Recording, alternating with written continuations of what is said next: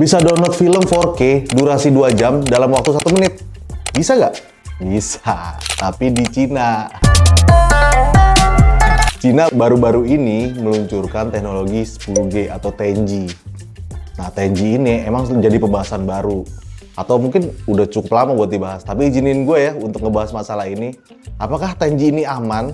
Apakah dunia ini udah siap untuk menerima teknologi 10G ini? Yuk kita cari faktanya yuk.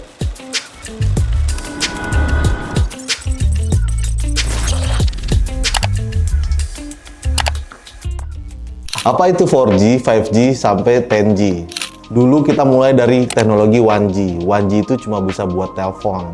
Yang 2G bisa buat SMS-an. Yang 3G kita udah mulai sedikit bisa internetan. Yang 4G udah mulai nih streaming dan gaming udah bisa dilakukan di teknologi ini. Dan untuk kecepatan yang 5G dengan kecepatan hingga 10 Gbps itu cocok banget buat mobil tanpa supir hingga operasi jarak jauh. Kalian bisa bayangin, operasi jarak jauh. Nah, kalau untuk yang teknologi 10G ini bukan kelanjutan atau next generation dari 5G, tapi ini fixed broadband. Nah, fixed broadband itu maksudnya teknologinya menggunakan kabel, bukan seluler. Dengan kecepatan 10 Gbps ini, secara teoritis ini jauh banget nih untuk kemampuan rumah atau pabrik-pabrik sekalipun. Kira-kira apa ya menjadikan Cina itu mempercepat teknologi 10G mereka?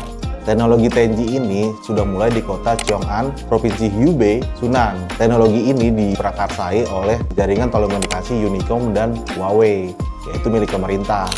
Karena Cina nggak main-main nih untuk menjadi pionir infrastruktur terdepan dalam jaringan telekomunikasi. Nggak cuma 5G dan AI aja, mereka ingin menjadi pionir dari teknologi terdepan.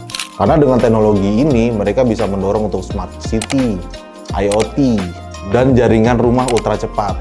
Dan ini adalah bagian dari strategi jangka panjang dari negeri tirai bambu ini, negeri Tiongkok, untuk tidak ketergantungan dengan teknologi-teknologi dari luar, apalagi khususnya dari negara-negara barat.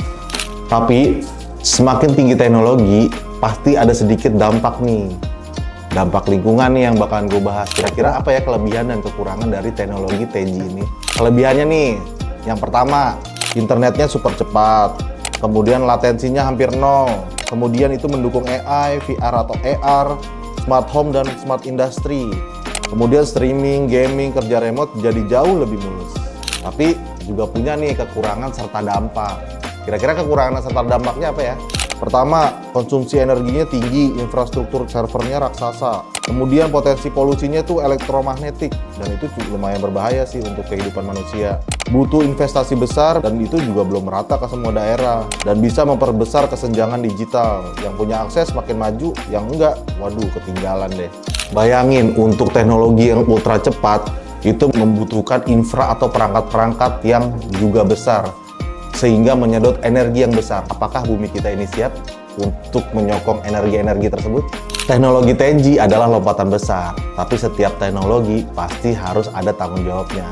Cina sudah mengklaim dengan teknologi terbarunya, tapi apakah semua manusia nih siap dengan konsekuensinya? Karena setiap teknologi pasti konsekuensinya ke alam. Dan yang lebih penting lagi, apakah negara-negara lain siap menyusul? Mudah-mudahan Indonesia siap ya menyusul ya. Dah gitu aja pembahasan kali ini. Kurang lebihnya gue mohon maaf. Kalau kalian ada komentar untuk teknologi 10G ini, jangan sungkan-sungkan untuk tulis di kolom komentar. Dan gue juga saranin sih buat like, share, dan subscribe boleh juga. Jangan lupa ya, nonton terus di konten berikutnya. Ayo Network, for better life, turn on your life.